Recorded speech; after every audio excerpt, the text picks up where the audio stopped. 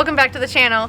We are going to tell you guys all about what's been going on with our goats this past-ish 6-ish months that we've been kind of hit and miss on here. So let's catch you guys up and show you what we've been up to with our goats. One cool thing is now that Jade has had her babies, we have been able to start milking her. So she has been getting milked every morning. We've been putting the babies in a separate stall at night and then taking her out in the morning and letting her, or milking her, and then letting the babies be back with her for the daytime. So yeah, we kind of started that a little bit late.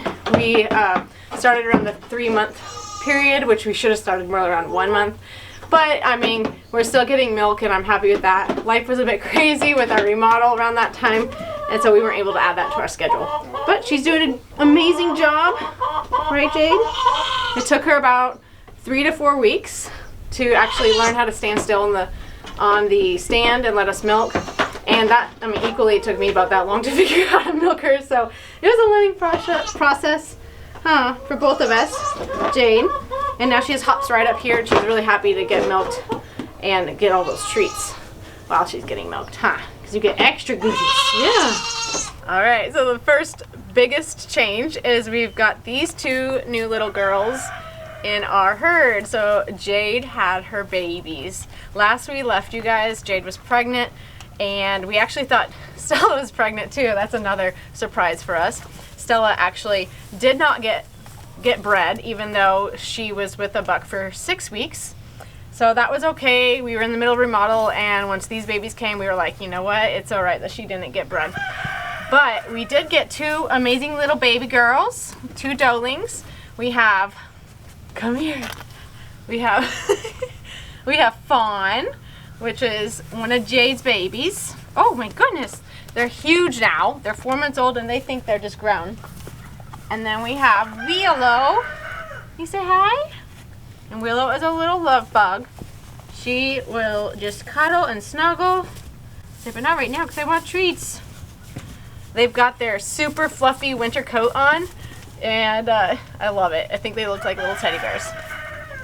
Okay, story time. For Jade, she was pregnant. We knew when her due date approximately was, and she surprised us and had her babies a week early because I had my dates wrong. I thought that they were 155 days, which is, I've since learned that their gestations are shorter than that because they're dwarf goats. And so my date was off by about a week. So she surprised us, and she had her breakfast that morning, the day that she delivered, September 6th, and ate fine, was acting normal.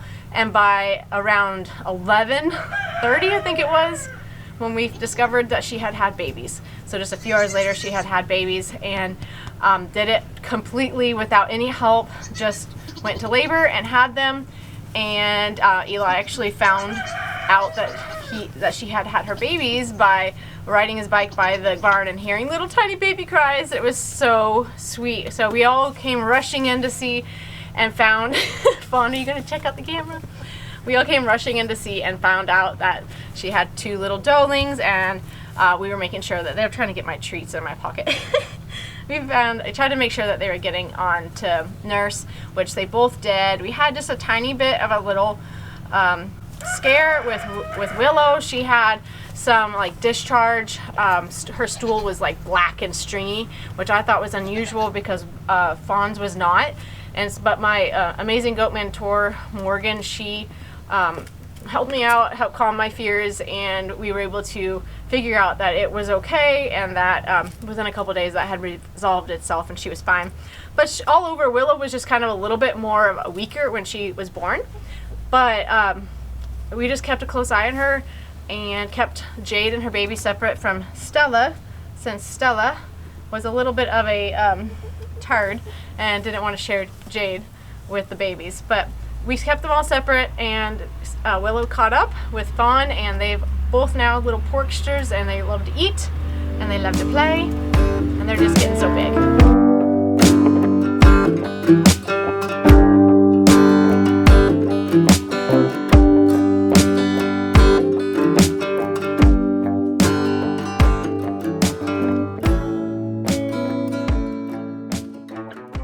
Jade had one little complication after she had her babies, and she just blew up like a balloon. She ate everything in sight. She was a little Hoover and ate tons of hay and wanted all the feed and just was so like focused in on eating. It was really weird. And I didn't know if that was because a natural response for having babies and being in milk. So I just didn't know. And I posted on a picture of them on my Instagram, and one of my friends said, oh, my cow did that after she had babies, and we discovered that it was actually worms. She had parasite load. So that got me thinking. What we ended up doing is using Molly's Herbal Organics blend, Formula 1, doing a double dose and giving that to her for 3 days. And within those 3 days, her condition drastically changed. She started losing that bulk of that huge belly she had, and she started eating like a normal goat and not wanting to eat all the time. You're eating my shirt. So that was a huge plus and encouragement that we were able to get that taken care of with the natural products that we already had, and that was a relief for me. So now going forward, I kind of know what to watch for in Jade, and when her body condition starts changing, I can kind of know that that's probably worms. A worm load. Huh. But she's been doing great so far since then. Huh, baby? You've been going good.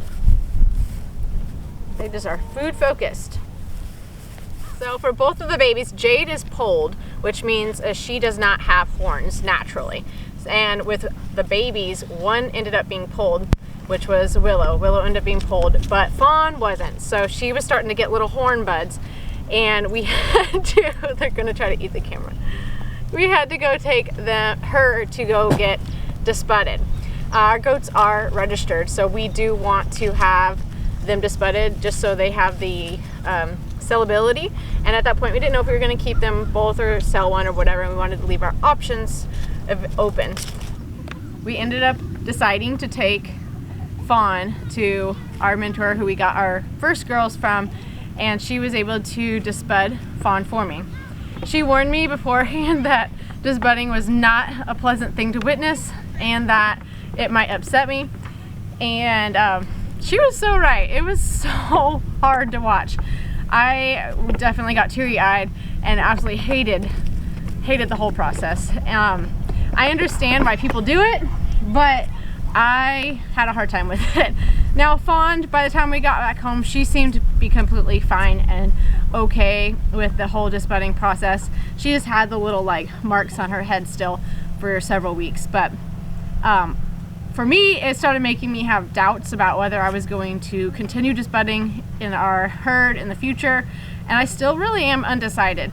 I think that in the future I will definitely have to have someone do it for me, because that I cannot handle watching that and doing that myself. So in the future, if we end up disbudding, it will not be me, and I just really have to kind of think about that before we have our next set of babies. It was a really hard experience. If you guys disbud or don't disbud, I know that's a huge controversial topic, but leave a comment below with your thoughts on the matter, because I'm still super undecided and I want what is best for our animals, but also for our herd. So I'm willing to try to figure out what's best for everybody involved. But drop a comment below. Jade, what are you doing? You're just eating the strap to the camera.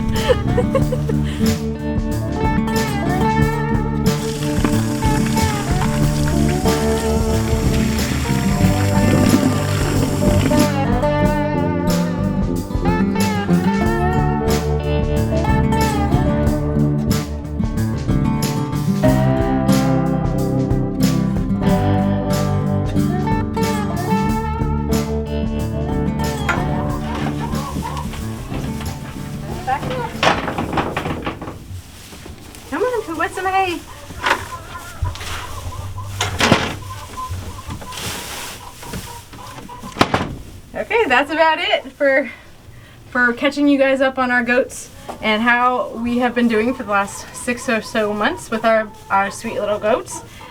And it really hasn't been that hard, like that much of an adjustment.